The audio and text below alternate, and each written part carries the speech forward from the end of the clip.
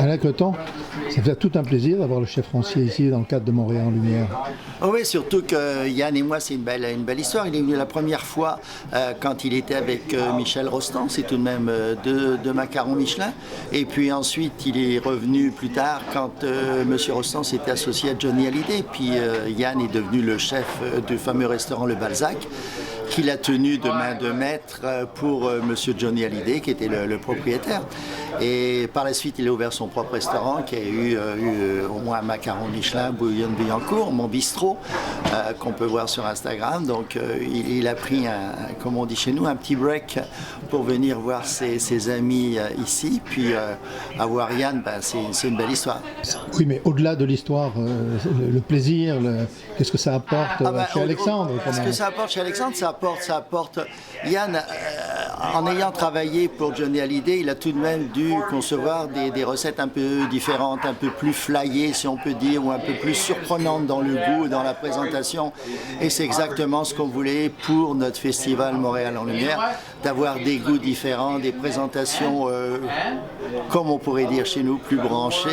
Et c'est exactement ce que Yann nous apporte avec ses 10 ans d'expérience. Donc pour les découvrir, il va falloir venir ici, quoi. Pour les découvrir, c'est vendredi, samedi. Et pour voir Yann et les découvrir. Et certaines de ces recettes vont encore figurer sur la carte les soirs qui vont suivre, lundi, mardi ou mercredi. Pourquoi, en partant des grandes tables, des grandes nappes, on pourrait dire, tout d'un coup vous arrivez formule bistrot? Oui, écoutez, c'est des fois, il y a un âge aussi où on a envie d'un petit peu de, déjà pour la vie privée, la précision, tout ça c'est superbe, mais on a envie de... c'est une autre façon, le bistrot, c'est une autre façon de faire la cuisine, encore plus simple, toujours les produits par contre, et puis voilà, on a de l'expérience, on a des bases, donc on arrive à faire des choses un petit peu moins chères également aussi, avec des produits un petit peu moins chers, et ça c'est ça qui est très plaisant, quoi. C'est le côté un petit peu plus convivial qui vous intéresse? Oui, tout à fait, plus convivial, oui, un peu plus près des clients. Moins rigide aussi. Quand on est en bistrot, on est plus près des clients. Les bistrots, c'est la cuisine, mais il y a aussi une âme, il faut une âme en salle, il faut, voilà.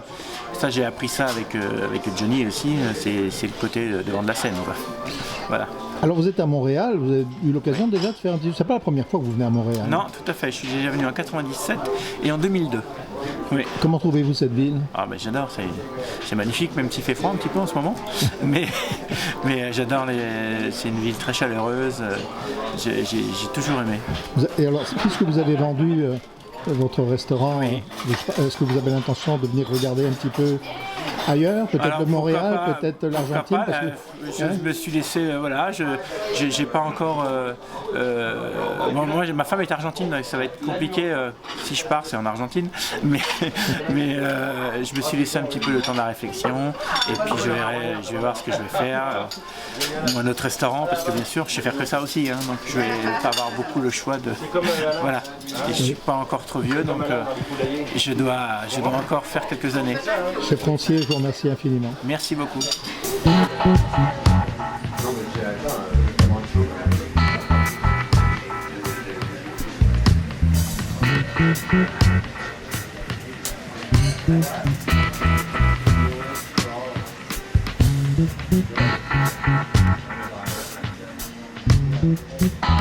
Right.